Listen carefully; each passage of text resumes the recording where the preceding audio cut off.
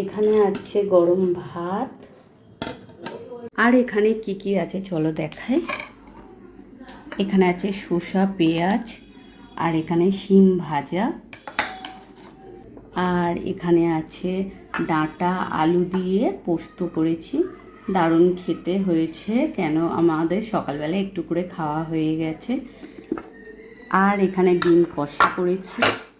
ডিম কষা এখানে দেখতে পাচ্ছ পোচ করে মা খেতে ভালোবাসে, আর আমি সেদ্ধ। আমরা সবাই সেদ্ধ খাই, তাই সেদ্ধ করেও হয়েছে, আর মায়ের জন্য পোচ, তাই এই ডিম কষা হয়েছে। আর এখানে হচ্ছে আমের চাটনি।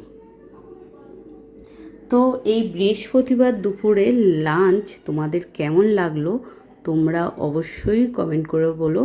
আজকের খাবারগুলো তোমাদের কেমন লেগেছে।